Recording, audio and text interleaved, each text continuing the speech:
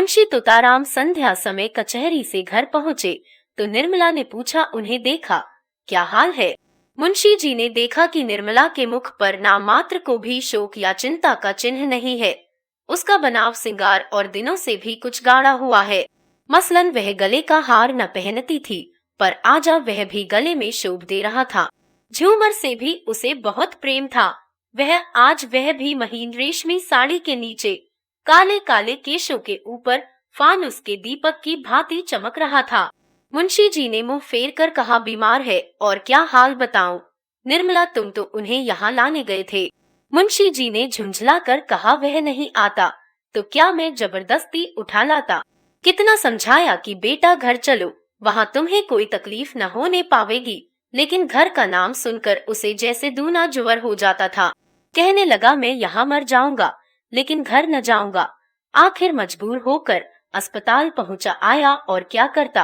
रुक्मिणी भी आकर बरामदे में खड़ी हो गई थी। बोली, वह जन्म का हठी है, यहाँ किसी तरह न आएगा और यह भी देख लेना वहाँ अच्छा भी न होगा। मुंशी जी ने कातर स्वर में कहा, तुम 2-4 दिन के लिए वहाँ चली जाओ तो बड़ा अच्छा हो बहन, तुम्हारे रहने से उसे तस्कीन होती रहेगी। मेरी बहन, मेरी यह विनय मान लो, अकेले वह रो रो कर प्राण दे देगा। बस हाय अम्मा, ओ हाय अम्मा ई की रट लगा कर रोया करता है। मैं वही जा रहा हूँ, मेरे साथ ही चलो। उसकी दशा अच्छी नहीं बहन, वह सूरत ही नहीं रही, देखे ईश्वर क्या करते हैं। यह कहते कहते मुंशी जी की आंखों से आंसू बहने लगे, लेकिन रुक्मिणी अविचलित भाव से बोली, मैं जाने को तैयार हूँ। मेरे वहाँ रहने से अगर मेरे लाल के प्राण बच जाएं, तो मैं सिर के बल दौड़ी जाऊं, लेकिन मेरा कहना गिरह में बांध लो भैया, वहाँ वह अच्छा न होगा। मैं उसे खूब पहचानती हूँ, उसे कोई बीमारी नहीं है, केवल घर से निकाले जाने का शौक है। यही दू खजूर के रूप में प्रकट हुआ है। तुम एक नहीं लाख दवा करो, सिविल सर्जन को ही क्यों न दिखाओ, उसे कोई दवा असर न करेगी। मुंशी जी, बहन, उसे घर से निकाला किसने है? मैंने तो केवल उसकी पढ़ाई के ख्याल से उसे वहाँ भेजा था। रुक्मिणी, तुमने चाहे जिस ख्याल से भेजा हो, लेकिन यह बात उसे लग गई। मैं तो अब किसी गिनती में नहीं हूँ, मुझे किसी बात में बोलने का कोई अधिकार नहीं। मालिक तुम, मालकिन तुम्हारी स्त्री, मैं तो केवल तुम्हारी रोटियों पर पड़ी हुई अभगिनी विधवा हूँ। मेरी कौन सुनेगा और कौन परवाह करेगा? लेकिन बिना बोले रही नहीं जाता। मनसा तभी अच्छा होगा जब घर आएगा, जब तुम्हारा हृदय वही हो जाएगा जो पहले था।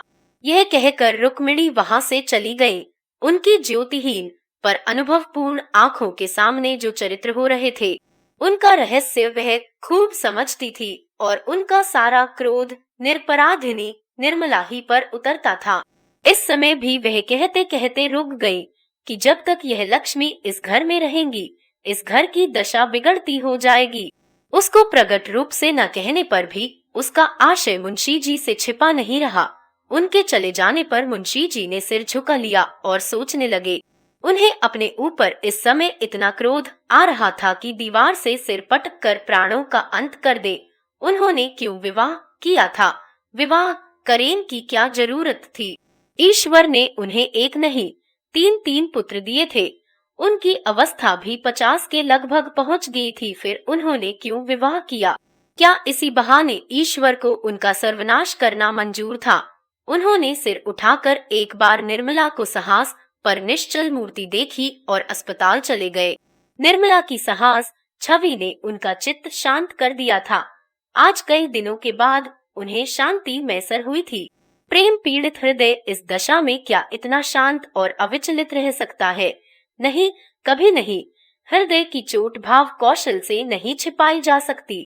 अपने चित्त की दुर्बलता पर इस समय उन्हें अत्यंत क्षोभ हुआ। उन्होंने अकारण ही संदेह को हृदय में स्थान देकर इतना अनर्थ किया। मनसाराम की ओर से भी उनका मन निशंक हो गया। हाँ, उसकी जगह अब एक नई शंका उत्पन्न हो गई। क्या मनसाराम भाप तो नहीं गया? क्या भाप कर ही तो घर आने से इनकार नहीं कर रहा है? अगर वह भाप गया है तो महान अनर्थ हो जाएगा। उसकी कल्पना ही से उनका मन दहल उठा। उनके देह की सारी हड्डियां मानो इस हाहाकार पर पानी डालने के लिए व्याकुल हो उठी। उन्होंने कोचवान से घोड़े को तेज चलाने को कहा। आज कई दिनों के बाद उनके हृदय मंडल पर छाया हुआ सघन फट गया था और प्रकाश की लहरें अंदर से निकलने के लिए व्यग्र हो रही थी। उन्होंने बाहर सिर निकाल कर देखा, कोचवान सो तो नहीं रहा। घोड़े की चाल उन्हें इतनी मंद कभी न मालूम हुई थी। अस्पताल पहुंचकर वह लपके हुए मनसाराम के पास गए। देखा तो डॉक्टर साहब उसके सामने चिंता में मग्न खड़े थे। मुंशी जी के हाथ पांव फूल गए, मुंह से शब्द न निकल सका। भरभराई हुई आवाज में बड़ी मुश्किल से बोले, क्या हाल है डॉक्टर साहब? यह कहते कहते वह रो पड़े और जब डॉक्टर साहब को उनके प्रश्न का उत्तर देने में एक क्षण का विलंबा हुआ तब तो उनके प्राण नभों में समा गए। उन्होंने पलंग पर बैठकर अचेत बालक को गोद में उठा लिया और बालक की भांति सिसक सिसक कर रोने लगे। मनसाराम की देह तवे की तरह जल रही थी। मनसाराम ने एक बार आंखें खोली। आह, कितनी भयंकर और उसके साथ ही कितनी दी दृष्टि थी। मुंशी जी ने बालक को कंठ से लगाकर डॉक्टर से पूछा, क्या हाल है साहब? आप चुप क्यों हैं? डॉक्टर ने संदिग्ध स्वर से कहा, हाल जो कुछ है वह आप देख ही रहे हैं। 106 डिग्री का ज्वर है और मैं क्या बताऊं, अभी ज्वर का प्रकोप बढ़ता ही जाता है। मेरे किए जो कुछ हो सकता है कर रहा हूँ। ईश्वर मालिक है। जब से आप गए हैं मैं 1 मिनट के लिए भी यहाँ से नहीं हिला, भोजन तक नहीं कर सका। हालत इतनी नाजुक है कि 1 मिनट में क्या हो जाएगा नहीं कहा जा सकता। यह महाज्वर है, बिल्कुल होश नहीं है। रह रह कर माँ का दौरा सा हो जाता है। क्या घर में इन्हें किसी ने कुछ कहा है? बार बार अम्मान जी तुम कहाँ हो, यही आवाज मुंह से निकली है। डॉक्टर साहब यह कह ही रहे थे कि सहसा मनसाराम उठकर बैठ गया और धक्के से मुंशीज को चारपाई के नीचे ढकेलकर उन्मत्त स्वर से बोला, क्यों धमकाते हैं आप? मार डालिए, अभी मार डालिए। तलवार नहीं मिलती, रस्सी का फंदा है या वह भी नहीं, मैं अपने गले में लगा लूंगा। हाय अम्मान जी तुम कहाँ हो? यह कहते कहते वह फिर अचेते होकर गिर पड़ा। मुंशी जी एक क्षण तक मनसाराम की शिथिल मुद्रा की ओर व्यथित नेत्रों से ताकते रहे। फिर सहस उन्होंने डॉक्टर साहब का हाथ पकड़ लिया और अत्यंत दीनतापूर्ण आग्रह से बोले, डॉक्टर साहब इस लड़के को बचा लीजिए, ईश्वर के लिए बचा लीजिए, नहीं मेरा सर्वनाश हो जाएगा। मैं अमीर नहीं हूँ लेकिन आप जो कुछ कहेंगे वह हाजिर करूँगा, इसे बचा लीजिए। आप बड़े से बड़े डॉक्टर को बुलाइए और उनकी राय लीजिए, मैं सब खर्च दूंगा। इसी अब नहीं देखी जाती। हाय मेरा होनहार बेटा। डॉक्टर साहब ने करुण स्वर में कहा, बाबू साहब मैं आपसे सत्य कह रहा हूँ कि मैं इनके लिए अपनी तरफ से कोई बात उठा नहीं रख रहा हूँ। अब आप दूसरे डॉक्टरों से सलाह लेने को कहते हैं। अभी डॉक्टर लाहिरी, डॉक्टर भाटिया और डॉक्टर माथुर को बुलाता हूँ, विनायक शास्त्री को भी बुलाए लेता हूँ, लेकिन मैं आपको व्यर्थ का आश्वासन नहीं देना चाहता, हालत नाजुक है। मुंशी जी ने रोते हुए कहा, नहीं डॉक्टर साहब यह शब्द मुंह से न निकालिए, हाल इसके दुश्मनों की नाजुक हो। ईश्वर मुझ पर इतना कोप न करेंगे। आप कलकत्ता और बम्बई के डॉक्टरों को तारा दीजिए, मैं जिंदगी भर आपकी गुलामी करूंगा। यही मेरे कुल का दीपक है, यही मेरे जीवन का आधार है। मेरा हृदय फटा जा रहा है, कोई ऐसी दवा दीजिए जिससे इसे होश आ जाए। मैं जरा अपने कानों से उसकी बातें सुनूं, जानूं कि उसे क्या कष्ट हो रहा है। हाय मेरा बच्चा डॉक्टर आप जरा दिल को तस्कीन दीजिए। आप बुजुर्ग आदमी हैं, यूं हाय हाय करने और डॉक्टरों की फौज जमा करने से कोई नतीजा न निकलेगा। शांत होकर बैठिए, मैं शहर के लोगों को बुला रहा हूँ, देखिए क्या कहते हैं। आप तो खुद ही बदहवास हुए जाते हैं। मुंशी जी, अच्छा डॉक्टर साहब मैं अब न बोलूंगा, जबान तब तक न खोलूंगा। आप जो चाहे करें, बच्चा अब हाथ में है, आप ही उसकी रक्षा कर सकते हैं। मैं इतना ही चाहता हूँ कि जरा इसे होश आ जाए, मुझे पहचान ले, मेरी बातें समझने लगे। क्या कोई ऐसी संजीवनी बूटी नहीं मैं इससे 2-4 बातें कर लेता। यह कहते कहते मुंशी जी आवेश में आकर मनसाराम से बोले, बेटा जरा आंखें खोलो, कैसा जी है? मैं तुम्हारे पास बैठा रो रहा हूँ। मुझे तुमसे कोई शिकायत नहीं है, मेरा दिल तुम्हारी ओर से साफ है। डॉक्टर फिर आपने अनर्गला बातें करनी शुरू की। अरे साहब, आप बच्चे नहीं हैं, बुजुर्ग है, जरा धैर्य से काम लीजिए। मुंशी जी, अच्छा डॉक्टर साहब, अब न बोलूंगा, खता हुई, आप जो चाहे कीजिए। मैंने सब कुछ आप पर छोड़ दिया। कोई ऐसा उपाय नहीं जिससे मैं इसे इतना समझा सकूं कि मेरा दिल साफ है। आप ही कह दीजिए डॉक्टर साहब, कह दीजिए। तुम्हारा अभागा पिता बैठा रो रहा है, उसका दिल तुम्हारी तरफ से बिल्कुल साफ है। उसे कुछ भ्रम हुआ था, वह अब दूर हो गया। बस इतना ही कर दीजिए, मैं और कुछ नहीं चाहता। मैं चुपचाप बैठा हूँ, जबान को नहीं खोलता, लेकिन आप इतना जरूर कह दीजिए। डॉक्टर, ईश्वर के लिए बाबू साहब जरा सब्र कीजिए, वरना मुझे मजबूर होकर आपसे कहना पड़ेगा कि घर जाइए। मैं जरा दफ्तर में जाकर डॉक्टरों को खत लिख रहा हूँ, आप चुपचाप बैठे रहिएगा।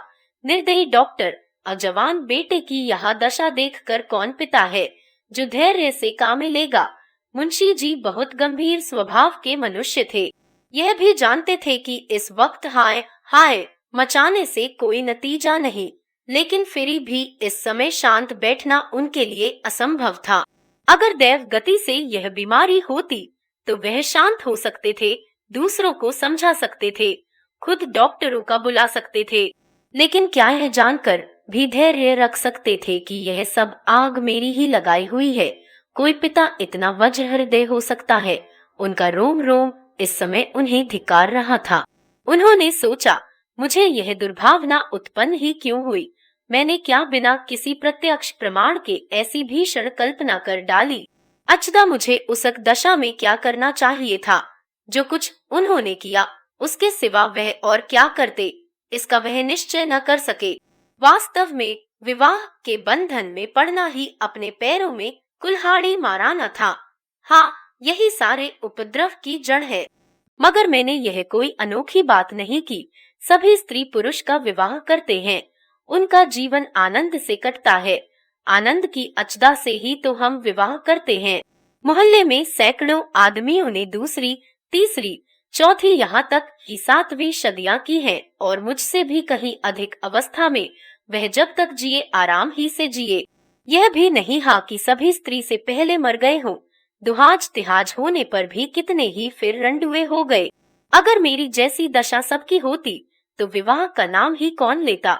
मेरे पिताजी ने 55वें वर्ष में विवाह किया था और मेरे जन्म के समय उनकी अवस्था 60 से कम न थी। हाँ, इतनी बात जरूर है कि तब और अब में कुछ अंतर हो गया है। पहले स्त्रियां पढ़ी लिखी न होती थी, पति चाहे कैसा ही हो उसे पूज्य समझती थी। यह बात हो कि पुरुष सब कुछ देखकर भी बेहयाई से काम लेता हो, अवश्य यही बात है। जब युवक वृद्ध के साथ प्रसन्न नहीं रह सकता तो युवती क्यों किसी वृद्ध के साथ प्रसन्न रहने लगी। लेकिन मैं तो कुछ ऐसा बुढ़ा न था, मुझे देखकर कोई 40 से अधिक नहीं बता सकता। कुछ भी हो, जवानी ढल जाने पर जवान औरत से विवाह करके कुछ न कुछ बेहयाई जरूर करनी पड़ती है, इसमें संदेह नहीं।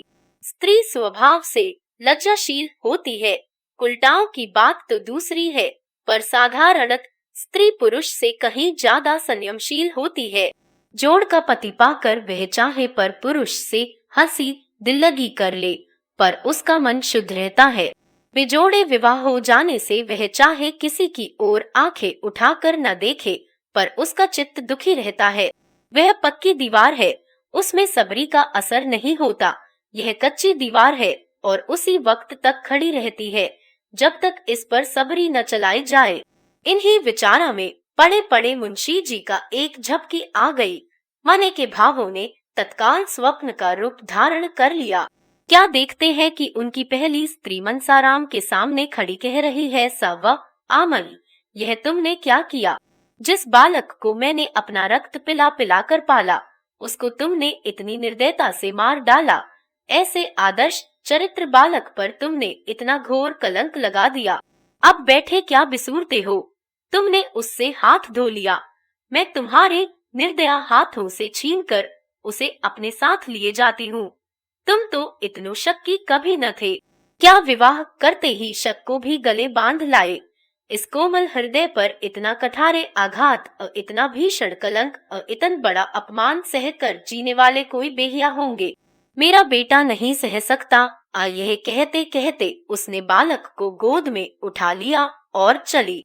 मुंशी जी ने रोते हुए उसकी गोद से मनसाराम को छीनने के लिए हाथ बढ़ाया तो आंखें खुल गईं और doctor Lahiri, doctor Lahiri, doctor Bhatia आदि आधे दर्जन डॉक्टर उनको सामने खड़े दिखाई दिए। 3 दिन गुजर गए और मुंशी जी घर न आए। रुक्मिणी दोनों वक्त अस्पताल जाती और मनसाराम को देख आती थी। दोनों लड़के भी जाते थे, पर निर्मला कैसे जाती? उनके पैरों में तो बेड़ियां पड़ी हुई थी।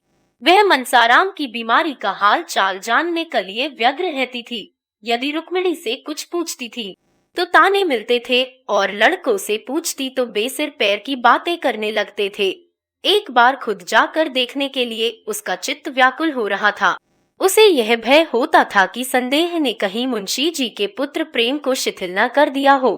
कहीं उनकी कृपणता ही तो मनसाराम का अच्छे होने में बाधक नहीं हो रही है। डॉक्टर किसी के सगे नहीं होते, उन्हें तो अपने पैसों से काम है। मुर्दा दोजख में जाए या बहिश्त में। उसक मन में प्रबल इच्छा होती थी कि जाकर अस्पताल का डॉक्टरों का 1000 की थैली देकर कहे, इन्हें बचा लीजिए, यह थैली आपकी भेंट है। पर उसके पास न तो इतने रुपए ही थे, न इतने साहस ही था। अब भी यदि वहां पहुंच सकती तो मनसाराम अच्छा हो जाता। उसकी जैसी सेवा शुश्रूषा होनी चाहिए वैसी नहीं हो रही है। नहीं तो क्या 3 दिन तक ज्वर ही न उतरता। यह दैहिक ज्वर नहीं, मानसिक ज्वर है और चित्त के शांत होने ही से इसका प्रकोप उतर सकता है। अगर वह वहां रात भर बैठी रह सकती और मुंशी जी जरा भी मन मैला न करते तो कदाचित मनसाराम को विश्वास हो जाता कि पिताजी का दिल साफ है और फिर अच्छे होने में देर न लगती। लेकिन ऐसा होगा? मुंशी जी उसे वहां देखकर प्रसन्नचित्त रह सकेंगे क्या? अब भी उनका दिल साफ नहीं हुआ। यहाँ से जाते समय तो ऐसा ज्ञात हुआ था कि वह अपने प्रमाद पर पछता रहे हैं। ऐसा तो न होगा कि उसके वहां जाते ही मुंशी जी का संदेह फिर भड़क उठे और वह बेटे की जान लेकर ही छोड़े। इस दुविधा में पड़े पड़े 3 दिन गुजर गए और न घर में चूल्हा जला, न किसी ने कुछ खाया। लड़कों के लिए बाजार से पूरियां ली जाती थी। रुक्मिणी और निर्मला भूखी ही सो जाती थी, उन्हें भोजन की इच्छा ही न होती। चौथे दिन जियाराम स्कूल से लौटा तो अस्पताल होता हुआ घर आया। निर्मला ने पूछा, क्यों भैया अस्पताल भी गए थे? आज क्या हाल है? तुम्हारे भैया उठे या नहीं? जियाराम रुआंसा होकर बोला, अम्मां जी, आज तो वह कुछ बोलते चालते ही न थे। चुपचाप चारपाई पर पड़े जोर जोर से हाथ पांव पटक रहे थे। निर्मला के चेहरे का रंग उड़ गया। घबरा कर पूछा, तुम्हारे बाबूजी वहां न थे? जियाराम थे क्यों नहीं? आज वह बहुत रोते थे। निर्मला का कलेजा धक धक करने लगा। पूछा, डॉक्टर लोग वहां न थे? जियाराम डॉक्टर भी खड़े थे और आपस में कुछ सलाह कर रहे थे। सबसे बड़ा सिविल सर्जन अंग्रेजी में कह रहा था कि मरीज की देह में कुछ ताजा खून डालना चाहिए। इस पर बाबूजी ने कहा, मेरी देह से जितना खून चाहे ले लीजिए। सिविल सर्जन ने हंसकर कहा, आपके ब्लड से काम नहीं चलेगा, किसी जवान आदमी का ब्लड चाहिए। आखिर उसने पिचकारी से कोई दवा भैया के बाजू में डाल दी। 4 अंगुल से कम की सुई न रही होगी, पर भैया मिनके तक नहीं। मैंने तो मारे डर के आंखें बंद कर ली। बड़े बड़े महान संकल्प आवेश में ही जन्म लेते हैं। कहाँ तो निर्मला भय से सूखी जाती थी, कहाँ उसके मुंह पर दृढ़ संकल्प की आभा झलक पड़ी। उसने अपनी देह का ताजा खून देने का निश्चय किया। अगर उसके रक्त से मनसाराम के प्राण बच जाएं, तो वह बड़ी खुशी से उसकी अंतिम बूंद तक दे डालेगी। अब जिसका जो जी चाहे समझे, वह कुछ परवाह न करेगी। उसने जियाराम से कहा, तुम लपक कर एक एक का बुला लो, मैं अस्पताल आ जाऊंगी। जियाराम, वहां तो इस वक्त बहुत से आदमी होंगे, जरा रात हो जाने दीजिए। निर्मला, नहीं, तुम अभी एक का बुला लो। जियाराम कहीं बाबूजी बिगड़े ना। निर्मला बिगड़ने दो, तुम्हें अभी जाकर सवारी लाओ। जियाराम मैं कह दूंगा, अम्मान जी ही ने मुझसे सवारी मंगाई थी। निर्मला कह देना। जियाराम तो उधर तांगा लाने गया। इतनी देर में निर्मला ने सिर में कंघी की, जूड़ा बांधा, कपड़े बदले, आभूषण पहने, पान खाया और द्वार पर आकर तांगे की राह देखने लगी। रुक्मिणी अपने कमरे में बैठी हुई थी। उसे इस तैयारी से आते देखकर बोली, कहाँ जाती हो बहू? निर्मला, जरा अस्पताल तक जाती हूँ। रुक्मिणी, वहाँ जाकर क्या करोगी? निर्मला, कुछ नहीं करूंगी, क्या करने वाले तो भगवान है, देखने को जी चाहता है। रुक्मिणी, मैं कहती हूँ मत जाओ। निर्मला ने विनीत भाव से कहा, अभी चली आऊंगी। दीदी जी, जियाराम कह रहे हैं कि इस वक्त उनकी हालत अच्छी नहीं है। जी नहीं मानता, आप भी चलिए ना। रुक्मिणी, मैं देख आई हूँ, इतना ही समझ लो कि अब बाहरी खून पहुँचाने पर ही जीवन की आशा है। कौन अपना ताजा खून देगा और क्यों देगा? उसमें भी तो प्राणों का भय है। निर्मला, इसीलिए तो मैं जाती हूँ। मेरे खून से क्या काम न चलेगा? रुक्मिणी, चलेगा क्यों नहीं, जवान ही का तो खून चाहिए, लेकिन तुम्हारे खून से मनसाराम की जान बचे, इससे यह कहीं अच्छा है कि उसे पानी में बहा दिया जाए। तांगा आ गया। निर्मला और जियाराम दोनों जा बैठे। तांगा चला। रुक्मिणी द्वार पर खड़ी देर तक रोती रही। आज पहली बार उसे निर्मला पर दया आई। उसका बस होता तो वह निर्मला को बांध रखती। करुणा और सहानुभूति का आवेश उसे कहाँ लिए जाता है, वह अप्रकट रूप से देख रही थी। आह, यह दुर्भाग्य की प्रेरणा है, यह सर्वनाश का मार्ग है। निर्मला अस्पताल पहुंची तो दीपक जल चुके थे। डॉक्टर लोग अपनी राय देकर विदा हो चुके थे। मनसाराम का ज्वर कुछ कम हो गया था। वह टकटकी लगाए हो द्वार की ओर देख रहा था। उसकी दृष्टि उन्मुक्त आकाश की ओर लगी हुई थी, माने किसी देवता की प्रतीक्षा कर रहा हो। वह कहाँ है, जिस दशा में है, इसका उसे कुछ ज्ञान न था। सहसा निर्मला को देखते ही वह चौंक कर उठ बैठा। उसका समाधि टूट गई, उसकी विलुप्त चेतना प्रदीप्त हो गई। उसे अपनी स्थिति का, अपनी दशा का ज्ञान हो गया, मानो कोई भूली हुई बात याद हो गई हो।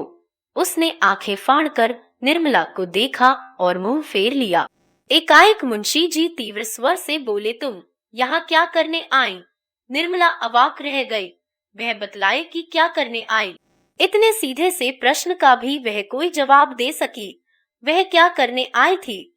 इतना जटिल प्रश्न किसने सामने आया होगा? घर का आदमी बीमार है, उसे देखने आई है, यह बात क्या बिना पूछे मालूम न हो सकती थी? फिर प्रश्न क्यों? वह हतबुद्धि सी खड़ी रही, मानो संज्ञाहीन हो गई हो। उसने दोनों लड़कों से मुंशी जी के शोक और संताप की बातें सुनकर यह अनुमान किया था कि अब उसका दिल साफ हो गया है। अब उसे ज्ञात हुआ कि वह भ्रम था। हाँ, वह महाभ्रम था, मगर वह जानती थी आंसुओं की दृष्टि ने भी संदेह की अग्नि शांत नहीं की तो वह कदापि न आती।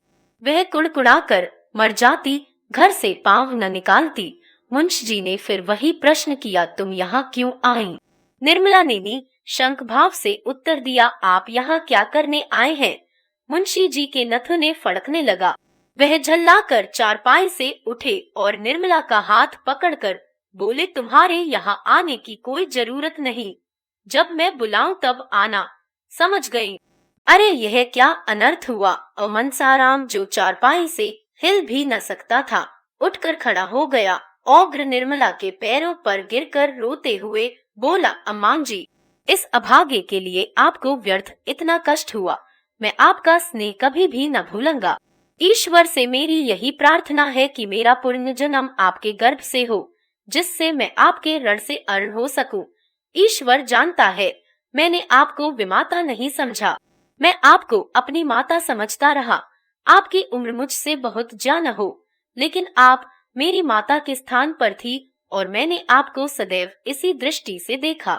अब नहीं बोला जाता अम्मान जी, क्षमा कीजिए, यह अंतिम भेंट है। निर्मला ने अश्रु प्रवाह को रोकते हुए कहा, तुम ऐसी बातें क्यों करते हो? 2-4 दिन में अच्छे हो जाओगे। मनसाराम ने क्षीण स्वर में कहा, अब जीने की इच्छा नहीं और न बोलने की शक्ति ही है।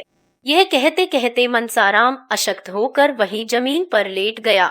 निर्मला ने पति की ओर निर्भय नेत्रों से देखते हुए कहा, डॉक्टर ने क्या सलाह दी? मुंशी जी सबके सब भंग खा गए हैं, कहते हैं ताजा खून चाहिए। निर्मला, ताजा खून मिल जाए तो प्राण रक्षा हो सकती है। मुंशी जी ने निर्मला की ओर तीव्र नेत्रों से देखकर कहा, मैं ईश्वर नहीं हूँ और न डॉक्टर ही को ईश्वर समझता हूँ।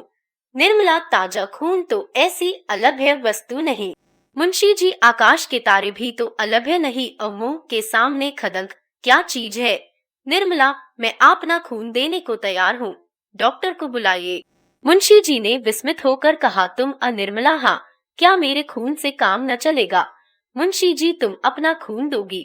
नहीं, तुम्हारे खून की जरूरत नहीं, इसमें प्राणों का भय है। निर्मला, मेरे प्राण और किस दिन काम आएंगे? मुंशी जी ने सजल नेत्र होकर कहा, नहीं निर्मला, उसका मूल्य अब मेरी निगाहों में बहुत बढ़ गया है। आज तक वह मेरे भोग की वस्तु थी, आज से वह मेरी भक्ति की वस्तु है। मैंने तुम्हारे साथ बड़ा अन्याय किया है, क्षमा करो।